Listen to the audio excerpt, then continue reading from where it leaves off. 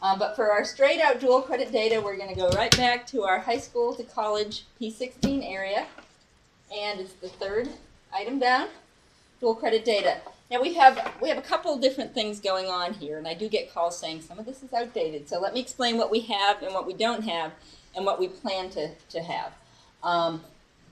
The dual credit enrollments and semester credit hours, this is as up to date as we have. We post this yearly, and we'll continue to do so, and you'll see we have data back to 1999. If you're interested in information about dual credit enrollments and how many semester credit hours students are doing in dual credit, this is the place to go.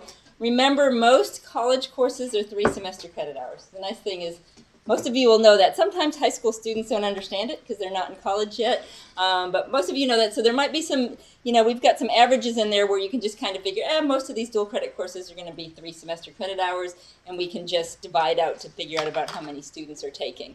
Though we do get some that are 1 or 4. Generally they're the 3 semester credit hours. And let me show you the 3 files that we have here.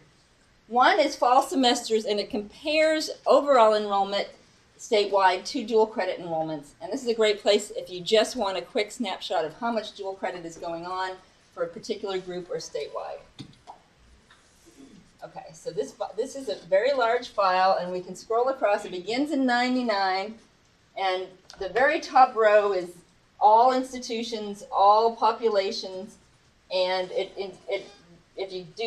we've got 3 columns: enrollment with dual credit students, enrollment excluding dual credit students, and dual credit enrollment. So you can see in 1999 we had 11,921 dual credit students. And if you move your way across, we'll get to that 99,452 in fall 12. Fall 13 is up over 100,000. It should be posted very soon. So that data has been run. We just haven't gotten it in yet. So you'll see that in the latest news. You can check that out. So we have seen tremendous growth in dual credit across Texas. And when you look at the populations taking dual credit, it was very much your top performing students who we saw in dual credit back in 99, 2000. And we have seen a shift where we're absolutely seeing some of your middle performing students. There's been a lot of literature about dual credit.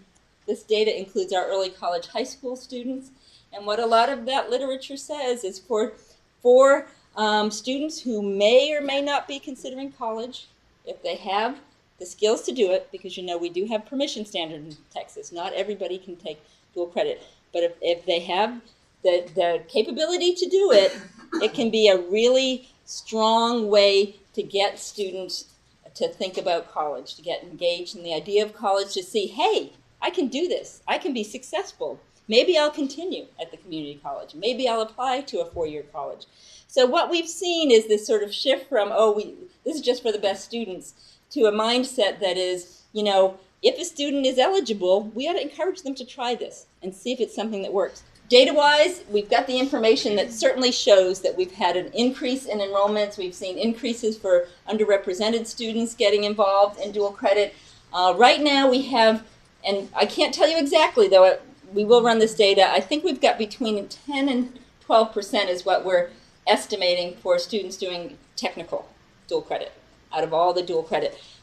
Most of the courses we see English 1301 and 1302, linked with either English 3 or English 4, and we see a lot of history, we see a lot of government. Those courses that are core courses in college, the students are taking them in high school and getting that done. We don't see as much math or science. We do see some college algebra. We see some kids, and again, these are your very top performing kids because I think there's a role for dual credit for those kids.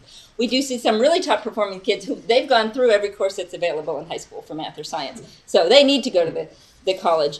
Dual credit has been wonderful in rural areas. In fact, some of the earlier dual credit, you really saw a lot of it in rural areas where they didn't have enough students to offer an AP course. So they would go into partnership with the local community college and be able to give physics to students. So the students would take the introductory college physics course, get credit for the high school physics. There's been or students who are ready for the next level of biology beyond the basic freshman course, and they didn't have a teacher for AP. So we have seen, those students certainly take advantage of dual credit, but now we're seeing a whole range of different types of students.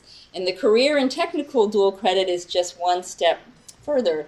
And those are students who are interested in the career and technical fields where there might not be a course opportunity at their high school. If there is at the local college, especially if it's something that involves, serious equipment, you have to have special equipment or rooms or buildings even to offer certain types of courses. And some high schools can't do that. Well, if the community college can, that's a nice opportunity for students. We do have, for those of you who aren't as involved, the dual credit rules were revised.